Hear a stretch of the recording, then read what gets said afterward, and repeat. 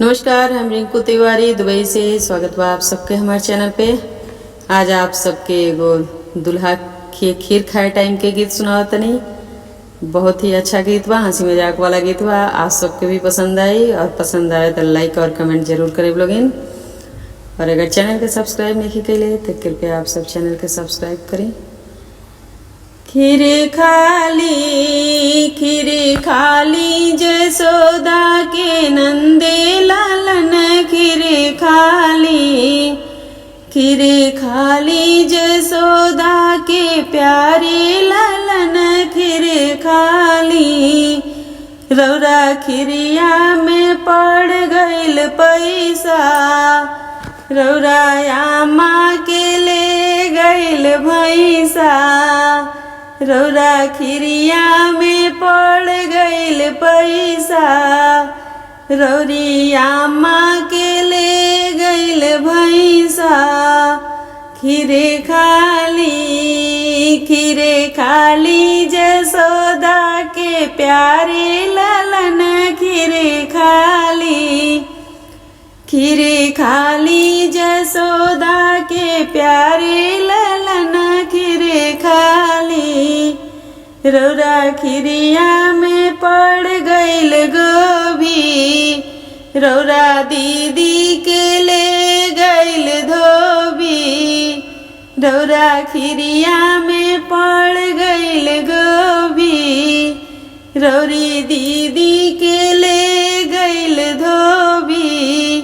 खीरे खाली जसोदा के प्यारे लालन खीरे खाली जसोदा के प्यारे लालन खीरे खाली। रौरा खिरिया में पड़ गइल भेली, रौरा चाची के ले गइल तेली। रौरे खिरिया में पड़ गइल भेली, रौरे चाची के ले गइल तेली। खीरे खाली जसोदा के प्यारे लालन खीरे खाली जसोदा के प्यारे लालन खीरे खाली।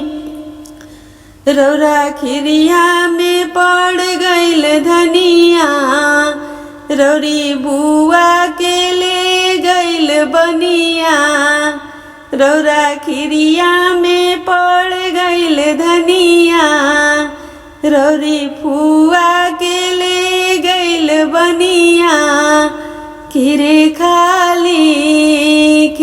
खाली जसोदा के नंदे लालन खीरे खाली जसोदा के प्यारे लालन खीरे खाली।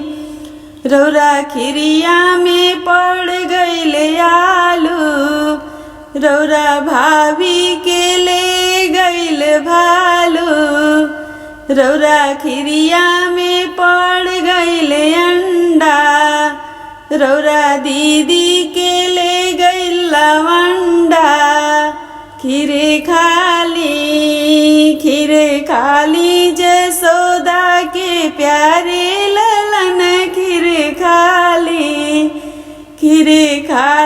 जसोदा के प्यारे लालन खीरे खाली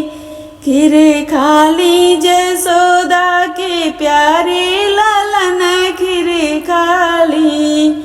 खीरे खाली जसोदा के प्यारे